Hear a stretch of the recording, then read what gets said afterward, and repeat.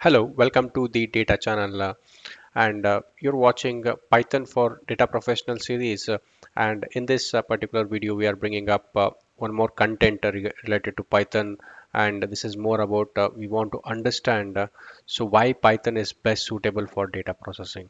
In the previous video we have seen the just a brief introduction of Python history, and also we have compared the Python with other programming language and why Python is a preferred language when compared to other programming languages. But in this particular video, we will discuss when the scenario is like data processing. Maybe you are working as a data engineer, data scientist, or data analyst, or you are working as any kind of a data professional, and you want to understand why to use Python for data processing, which is a key answer that you need to know before exactly using the Python, right? And in this video, we will explain that and why Python is more powerful in terms of data when it comes to data processing. So that we will briefly discuss with certain scenarios and certain cases. We will see how exactly it is more powerful than other programming languages and why it is good in data processing. So before proceeding, if you are new to this channel, we would recommend you to please subscribe and also press bell button for instant notifications. So let's get started.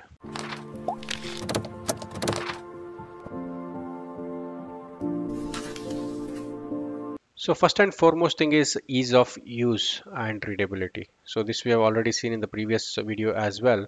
So it is having a simple syntax. Python comes up with a simple syntax and it is very easy to understand from from beginners. If you are a beginner, you want to learn Python programming, and if you're a data professional who is learning Python programming, it is very easy to learn and also to perform any kind of a agile development, a rapid development, like where there is frequent changes and you want to do the changes very quick and you want to release the product very quickly into the market.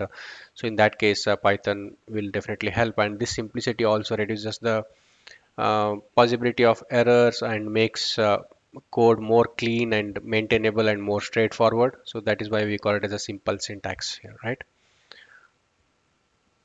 And the other thing is the readability aspect. So Python, because it is simple, so obviously it will make the Python code more readable. And it is exactly like how do you write a pseudocode, right? When you before writing a program, you write a pseudocode, which is very relatable to a Python programming, and that's why it makes it very easy to readable.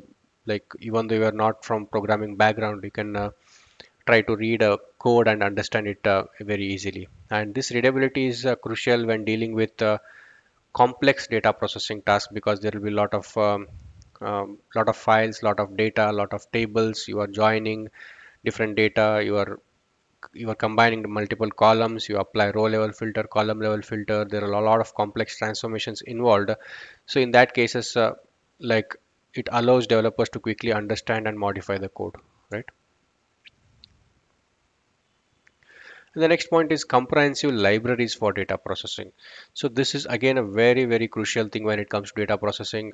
First is the pandas library. So this is a very famous library. If you are heard about like if you have worked with Python like at least few months, so definitely you might have heard about pandas.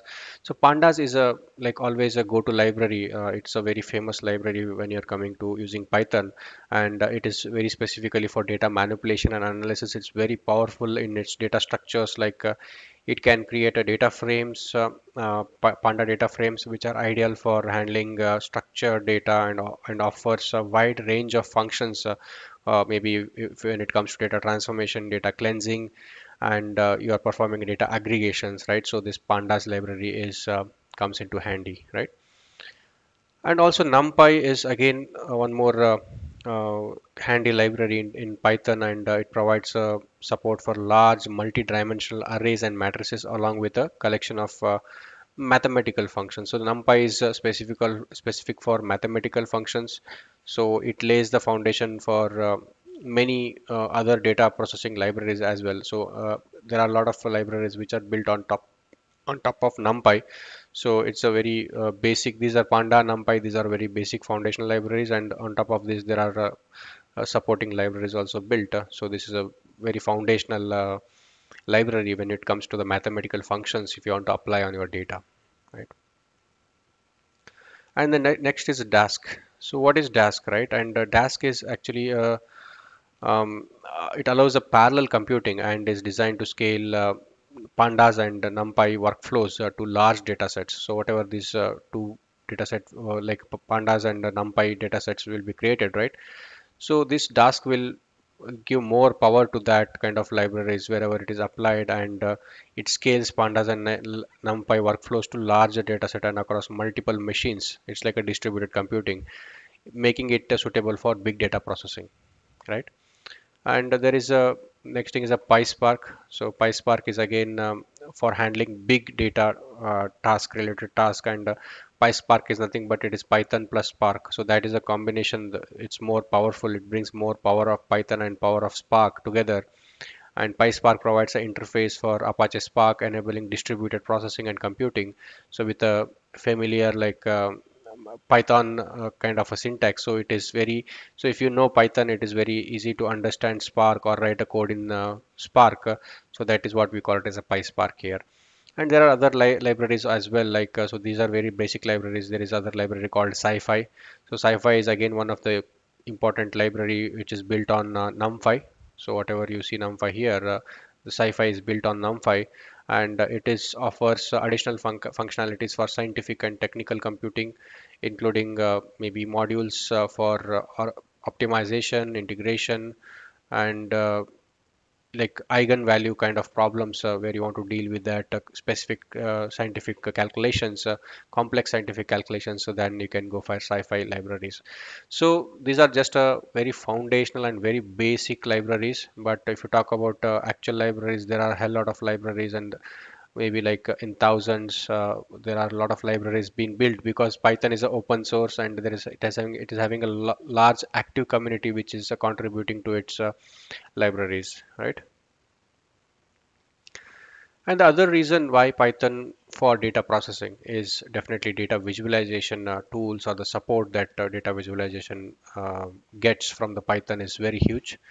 And as you can see, Matplotlib is one of the library, which is again a foundational plotting library for creating static, animated, and interactive visualizations in Python. So whether your data you want to do some basic analysis, or you want to create some dashboards, visualizations on top of the data, underlying data, so then you can go with this kind of visualization tools which is available in Python. So there is something called a Seaborn. It's again specific to providing high-level interface for drawing attractive statistical graphics, right? And we have Plotly basically. So this is again one of the famous more frequently used visualization tool in Python. So library in Python which enables interactive plot and dashboards so that can be shared or embedded in web application. So making it ideal for data visualization and analysis. So the important thing here is so whatever the output that comes out of this Plotly, it can be easily embedded in applications, web applications, right? So that makes it more like data visualization more powerful because it is integrated with the web applications. So you can see, right, there is large kind of a support you get in visualizations, maybe from basic to more advanced kind of libraries are available for visualizations as well, right? And the other reason why Python is for data processing is integration with other technologies. What are the other technologies? Maybe say databases, maybe say web scraping, or you can consider APIs. So in all these things, like if you consider databases, so Python can easily connect with any kind of RDBMS system or even SQL, NoSQL, that doesn't matter. So like using the different libraries like SQL, Alchemy, and there are different libraries available. So as mentioned here, it can connect to any kind of so if you want to connect to MongoDB, which is a NoSQL, you can use PyMongo. So for each of databases, we have the JDBC connector, or any other connector supporting libraries connecting to these databases using Python, right? So that makes it very uh, very easy to connect to any kind of database systems, right? And say for example, you have a scenario like you want to do a web scraping, like we have available libraries like a beautiful soup and scrappy and request to make it straightforward to collect data from the any kind of web applications or web like logs from the web application coming in and process and do some sort of analysis. And that gives a lot of use cases, and real-time use cases can come out of it, right? Web scraping is again one of the important aspect when you're dealing with a lot of applications, and it is having a lot of real-time use cases. And API integration, Python can integrate with the RESTful APIs and other web services using its again libraries like requests and Flask, right? And enabling seamless data acquisition and integration. So see, as you can see, like when it comes to integration, so without integration, you cannot do anything in the data space. So if you're not able to get the data from the source, or if you want to, if you can't expose the data to a particular another system, or say whether you want to push the data to other system, right? So all these needs a interaction, and all these interactions needs some sort of connection. So without connection, no matter what, the Python is powerful, right? So if you can't bring the data into the system, into the Python ecosystem, so then you cannot do any kind of data processing. So that is advantage, or that's a power of Python here. It can connect to any database systems, non-data like relational, non-relational database system, NoSQL databases, and it can even get the data from any cloud resources for that matter, like if you want to integrate or get the data from AWS S3, right, S3 bucket, or if you want to get the data from ADLS, Azure Data Lake, blob storages. So like Hadoop distributed file systems, you can get the data from anywhere, right? So that's the integration, right? And the next is the scalability and performance. So here, when it comes to scalability and performance, this is very critical because we're talking about the big data scenarios where the data volume is really huge, right? And the data, it's not just about the volume, and the growth rate is also very increasing, and the significant amount of data can keep on adding year and year or month by month. So the scalability is an important factor, and so Python has its own libraries like PySpark and Dask. Like Python can handle large scale data sets, tasks that requires distributed computing. So it allows or enables a distributed computing. And also like parallel computing. So Python multi-processing modules like concurrent dot futures allows for parallel processing and making it possible to speed up the data processing task wherever it is required. So these are like a catalyst for the data, like when it comes to the volume, when it comes to the velocity of data, so or big data scenarios. So these comes in as a catalyst to make those things possible.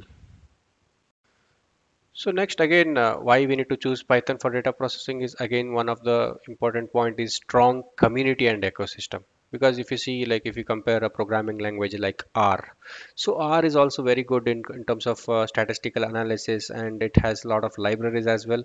But when it comes to the community and support that you get in Python, so it is no way compared to R, right? So Python is having its own active community.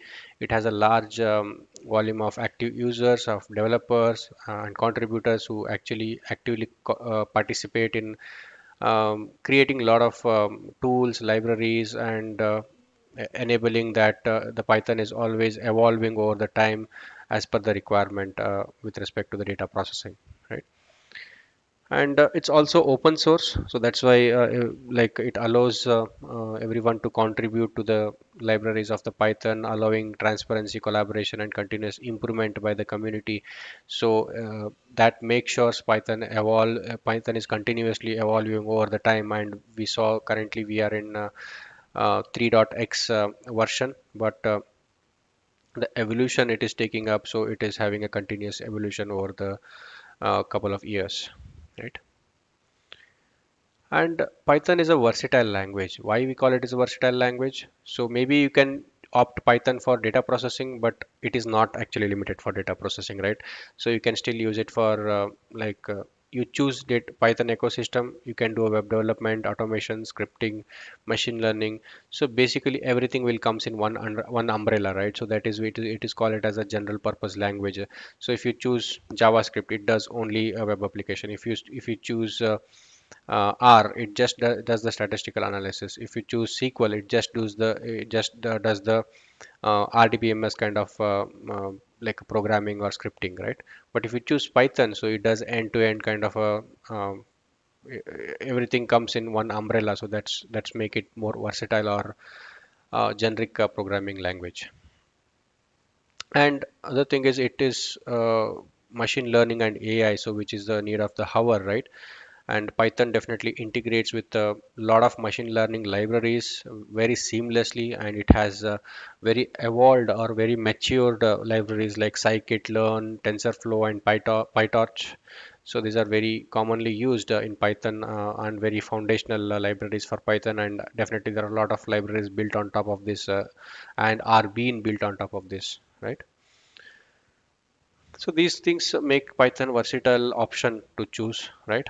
And extensive support for data formats, again important, because once you are handling the data, so data can be in any format, right? It can be structured, semi-structured, unstructured, and if you take files, it can be any kind of file format, right? It can be CSV, Excel, JSON, and many different file format, and it has to support all these kind of file formats.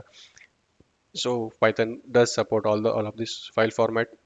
We'll be able to read these file formats and write the file formats, process these file formats very easily because we have extensive library support.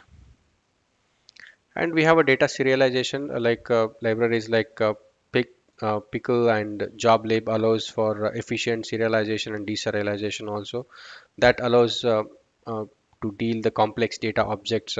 So by facilitating the storage and transfer of data processing or processed data to the target systems, right?